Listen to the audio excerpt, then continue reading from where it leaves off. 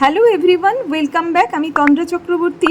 আজকের ভিডিওতে আপনাদের একটা খুব ট্রেন্ডিং ফেসিয়াল, আইস ডাঙ্ক ফেসিয়াল বা আইস ওয়াটার ফেসিয়াল, অনেকেই এভাবে বলছেন এবং ভীষণভাবে সেই ট্রেন্ডে এসছে বলে এটা সম্বন্ধে একটু বিস্তারিত এই ব্যাচের স্টুডেন্টদের বলে দিলাম এবং আপনাদেরও শোনাবো ওরা কিভাবে শিখলো বা কি বুঝলো।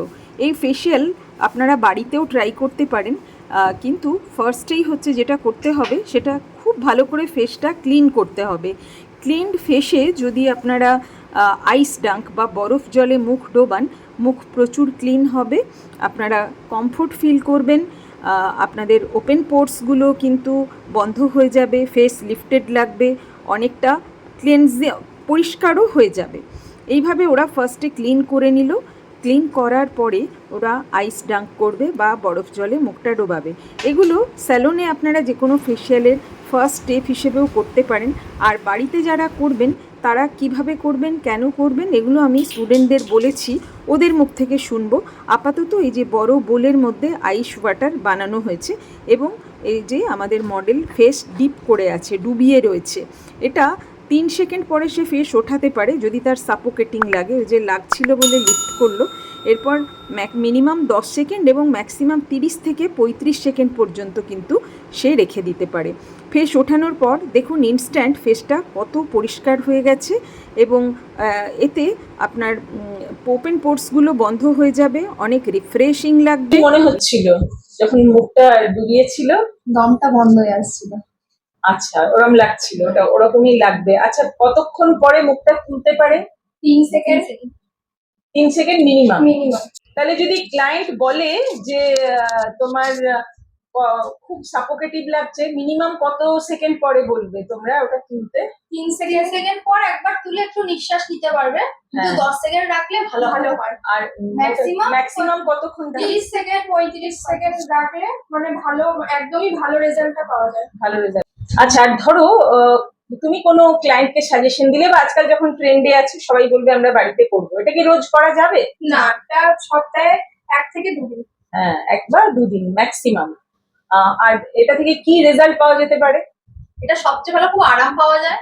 আর তাছাড়াও মর্নিং পাফিনেস, এমনি পাফিনেস, অয়েল কন্ট্রোল করে, ওপেন পোর্সটা কমিয়ে দেয়, অ্যাকনি পিম্পল থেকে হ্যাঁ, ভালো রেজাল্ট পাওয়া যায়। এটা যে কারণ হয়তো হঠাৎ কোনো ইনফ্লামেশন হয়েছে, কোনো রেডনেস এসছে কিছু একটা থেকে, তো তখন সেটাতে কিন্তু এটা খুব ভালো কাজ দেয়।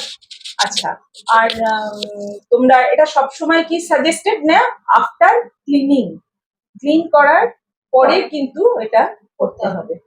আচ্ছা, কাদের ক্ষেত্রে এটা করা যাবে না, কাদের তোমরা বলবে যে এটা না করতে, এই আইস ডাঙ্ক কারা করবে না? যাদের সেনসিটিভ স্কিন তাদেরকে বারণ করবো। আর যাদের অ্যাকনি আছে, যাদের অ্যাকনি ভালগারিস মানে ফেটে গেছে, ইনফেক্টেড অ্যাকনি, তারা করবে না। আর পিগমেন্টেশন যাদের আছে তারাও করবে। আর যাদের খুব ড্রাই স্কিন তারাও তো করবেই না, কারণ কি হয়, আরো বেশি ড্রাই হয়ে যাবে। আর এটা আমি কি বলেছি, এর কাজ কি, যে আইস ডাঙ্ক এর কাজ হচ্ছে কি না, আমাদের যে ব্লাড ভেসেলস গুলো আছে সেগুলো সংকুচিত হয়ে যায়, যার ফলে স্কিনকে লিফটেড লাগে বা মনে হয় যেন খুব ফ্রেশ লাগছে, ওপেন পোর্স নেই, টান। কিন্তু এটা ক্ষণস্থায়ী না চিরস্থায়ী? ক্ষণস্থায়ী। এটা একদম টেম্পোরারি। এরপরে তোমাকে কিন্তু আরো প্রসেস মেনটেন করতে হবে। আরো একটা কথা বলে দিই, তোমাদের যেটা আমাদের যে প্রোবস গুলো আছে, যখন তোমরা হাইড্রা ফেসিয়াল করো বা অন্য যে ফেসিয়াল করো, কোল্ড হ্যামার দিলেও কিন্তু এই পাফিনেসটা চলে যায়। মনে থাকবে? ঠিক আছে। আপাতত ওরা একটুখানি মাসাজ প্র্যাকটিস করছে।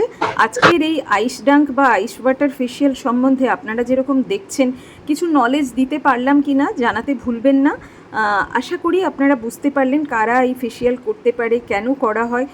মেনলি কিন্তু পাফিনেস যাওয়ার জন্য, মুখের ফোলা ফোলা ভাবটা কমানোর জন্য এবং ওপেন পোর্সগুলো যাতে না বোঝা যায় তার জন্যই এই ফেসিয়ালটা কিন্তু উপযোগী। ফেসিয়ালের এটা একটা স্টেপ, এটা ভীষণই ক্ষণস্থায়ী।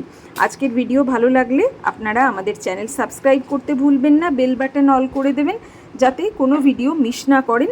আর আমাদের ইনস্টাগ্রাম হ্যান্ডেল tচক্রবর্তী1, আমাদের page Tandra's makeup designing and beauty salon কাটোয়াতে আপনারা ফলো করতে পারেন।